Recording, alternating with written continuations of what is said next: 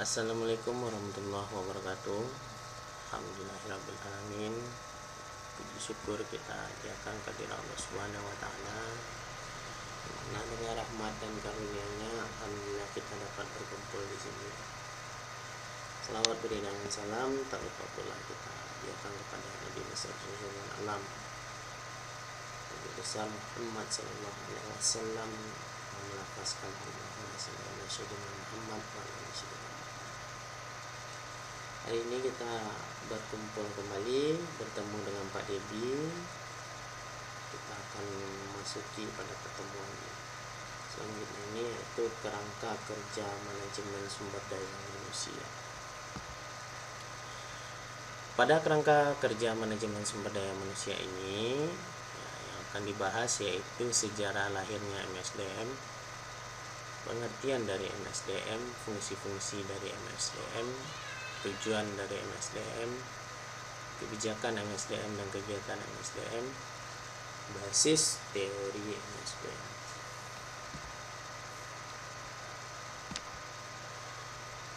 Sejarah dari MSDM ini atau manajemen sumber daya manusia ini meliputi dari kebiasaan perusahaan untuk berorganisasi. Kita tahu bahwa suatu organisasi itu atau suatu perusahaan itu harus ada human-nya di sana. Tidak bisa satu orang saja mengerjakan, pasti membutuhkan beberapa orang yang turut andil dalam melakukan proses mengelola suatu perusahaan. Sebagai contoh, ada sebuah CV. CV di sini adalah suatu perusahaan yang bergerak pada bidang pengadaan barang dan jasa. Idealnya CV ini tidak bisa dikerjakan oleh satu orang. Kenapa? Karena tentu ada beberapa scope definition yang harus dikerjakan atau batasan dari scope pekerjaan. Bukan scope definition ya. Kalau scope definition ya batasan masalah. Tapi ada batasan-batasan di dalam satu pekerjaan. Contoh, direktur bertugas sebagai kepala pimpinan yang membawahi anggota-anggota yang ada di bawahnya. Marketing bertugas untuk mencari pelanggan. Ya. Kemudian bagian keuangan itu bertugas untuk menginputkan seluruh laporan keuangan. Ya, ada direktur, ada sekretaris direktur mungkin, ada bagian keuangan, kemudian ada bagian administratif. Lembaga keuangan, bagian keuangan juga sebagai bagian untuk melakukan proses penggajian. Coba bayangkan kalau misalnya semua permasalahan seperti keuangan, administratif, pengiriman surat, segala macamnya, pencarian dari relasi baru itu dilakukan oleh direktur semua, apa yang akan terjadi? Tentu target tidak bisa tercapai dengan maksimal. Makanya perlu adanya human di dalam suatu organisasi, di dalam suatu perusahaan. Yang kedua, faktor perkembangan dari teknologi di berbagai bidang teknologi, ya, di bidang industri, salah satunya pada revolusi industri di Inggris. Kita tahu pada saat revolusi industri di Inggris itu terjadi berbagai macam perubahan, baik itu dari segi teknologi ataupun dari segi pengelolaan dari manusia yang bekerja. Apalagi sekarang ada namanya revolusi industri 4.0. Pertama kali itu dikenal di Inggris. Banyak sekali perubahan-perubahan yang terjadi, tidak hanya fisikal dari mesin, industri, teknologinya, tapi orang-orangnya. Mulai dari pemberian motivasi kerja, kenaikan gaji, sanksi, dan lain sebagainya. Jadi memang faktor-faktor ini adalah salah satu pemicu adanya manajemen sumber daya manusia. Kemudian ruang lingkup dari MSDM ini yang pertama adalah Human Resource Planning, Job Analysis, Recruitment, Selection, Orientation and Introduction, Training and Development, Performance Appraisal, Compensation Planning and Remuneration, Motivation, Welfare, Hierarchy and Safety, Industrial Relation. Ini Bapak kutip dari ilmu manajemen industri.com. Sini harus ada namanya analisa dari pekerjaan, job desk, job analysis.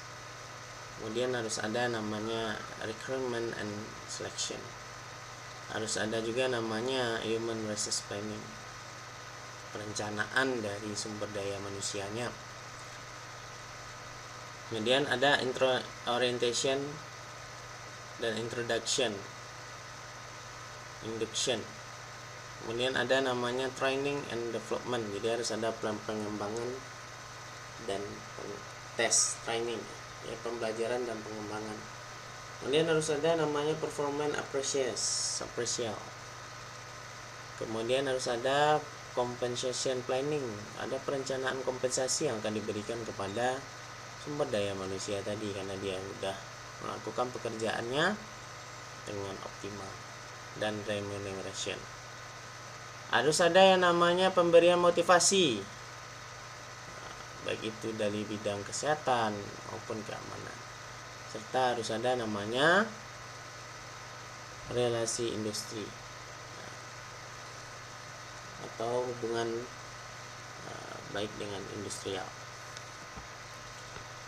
Nah, pengertian MSDM, kalau kita ada berbagai macam kita bercerita tentang MSDM tadi, tentu harus kita memiliki dan memahami dari pengertian MSDM. Yang pertama, menurut Casway, MSDM itu sebagai part of the process that help the organization achieve its objective. Pernyataan ini dapat diterjemahkan sebagai bagian dari proses yang membantu organisasi mencapai tujuan. Satu contohnya yang Bapak contohkan tadi dalam CV tadi, harus ada berbagai macam proses dari sumber daya manusianya untuk membantu organisasi mencapai tujuan. Kemudian harus ada namanya MSDM dapat dipahami sebagai suatu proses dalam organisasi serta dapat pula diartikan sebagai suatu kebijakan. Fungsi-fungsi MSDM bisa kita lihat: perencanaan untuk kebutuhan SDM, staffing sesuai dengan kebutuhan organisasi, penilaian kinerja, perbaikan kualitas pekerja dan lingkungan kerja, pencapaian efektivitas hubungan kerja. Poin 1, perencanaan untuk kebutuhan SDM. Ya, harus ada yang namanya kejelasan dari perencanaan tentang kebutuhan SDM. Apa saja requirement-nya, kebutuhannya. Kemudian staffing atau staff yang sesuai dengan kebutuhan organisasi. Kalau kita butuh untuk membuat laporan keuangan, laporan penggajian, tentu harus bidang akuntansi. Tidak boleh bidang pendidikan, beda nanti dia alirannya. Dia harus sesuai. Baik itu penilaian kinerja, harus ada orang psikologi ya, atau QA, quality, di bidang kualitasnya QA. Harus ada yang namanya perbaikan kualitas pekerja, harus ada evaluasi dalam lingkungan kerja, dan pencapaian efektivitas dalam sebuah relasi lingkungan kerja. Itu harus ada dalam fungsi MSDM. Sementara modelnya di sini bisa kita lihat ada penyediaan staf, pengembangan SDM atau development SDM, kompensasi, pemberian reward atau penghargaan berbentuk kompensasi seperti corona sekarang ya. Harusnya memang harus ada yang namanya kompensasi. Salah satu bentuk luar biasa dari BPJS tenaga kerja itu ada kompensasi namanya BLT, bantuan langsung tunai. Nah, itu luar biasa BPJS. Kemudian ada kesehatan dan keselamatan kerja, harus ada BPJS juga, BPJS kesehatan dan jaminan kesehatan. Jaminan sosial tenaga kerja, kalau dulu Jamsostek nama, kalau sekarang banyak asuransinya, ada Afifa, Inhel, dan lain sebagainya, Prudensial. Nah, kemudian hubungan karyawan dan perburuan. Maksudnya di sini hubungan karyawan itu adalah hubungan relasi karyawan. Nah, tujuan dari MSDM itu bisa kita lihat, yang pertama memberi pertimbangan manajemen dalam membuat kebijakan SDM untuk memastikan bahwa organisasi memiliki pekerja yang bermotivasi dan berkinerja tinggi, memiliki pekerja yang selalu siap mengatasi perubahan dan memenuhi kewajiban pekerjaan secara legal. Yang kedua, membantu dalam pengembangan arah keseluruhan organisasi dan strategi, khususnya yang berkaitan dengan implikasi SDM. Yang ketiga, memberi dukungan dan kondisi yang akan membantu manajer ini mencapai tujuannya. Jadi itu model dari tujuan. Dan yang keempat, menangani berbagai krisis dan situasi sulit, apalagi sekarang seperti COVID. Nah, itu fungsi dari manajemen sumber daya manusia tuh. Nah, ini sangat dibutuhkan sekali, adanya bencana alam, adanya musibah, adanya COVID seperti ini, pandemi. Nah, itu sangat berfungsi sekali sama SDM di sini. Sebagai menangani berbagai macam krisis situasi sulit dalam hubungan antar pekerja untuk meyakinkan bahwa mereka tidak menghambat organisasi. Dan yang kelima, menyediakan media komunikasi antara pekerja dan manajemen organisasi. Yang keenam, bertindak sebagai pemelihara standar organisasional dan nilai dalam manajemen SDM. Dan yang ketujuh, mengimplementasikan atau menerapkan dan menjaga semua kebijakan prosedur SDM yang memungkinkan organisasi mampu untuk mencapai tujuannya. Kebijakan dari MSDM dan kegiatan MSDM dapat kita lihat menurut Wes. Ada namanya Employee Influence, Human Resource Flow, Reward System, dan Work System.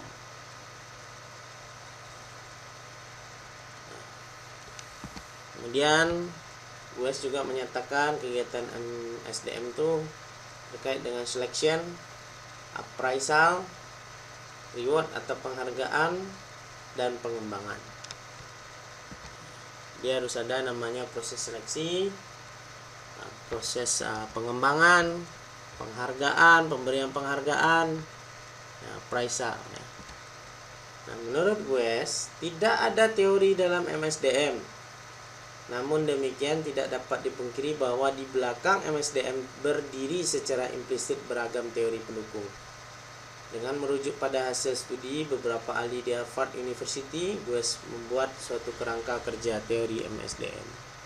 Kira-kira seperti ini modelnya. Jadi teori MSDM itu bisa kita lihat ada namanya stakeholder interest, HRM policy choice. Jadi ada pilihan untuk kebijakan dari human resource management. Ada yang pertama employee influence, human resource follow, reward system atau pemberian penghargaan, work system atau sistem kerja. Kemudian ada namanya human resource outcome. Yang pertama komitmen,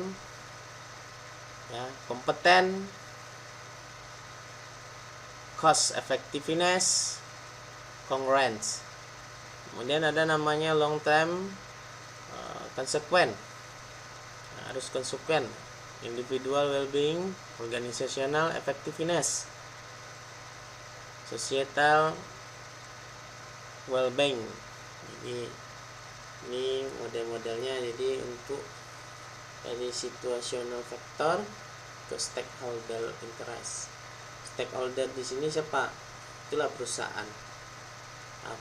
Situasi, faktor-faktor situasinya seperti apa? Itulah IRM policy, kebijakan-kebijakan, pilihan dari kebijakan. Ada outcome, keuntungan, outcome human resource, kemudian long term. Nah, itu merupakan teori OSDM. Oke, mungkin sampai di sini dulu pertemuan kita. Untuk lebih jelasnya, jika ada yang diragukan boleh ditanyakan di classroom, ataupun mahasiswa Bapak ingin bertanya secara live di YouTube boleh juga. Terima kasih. Assalamualaikum warahmatullahi wabarakatuh.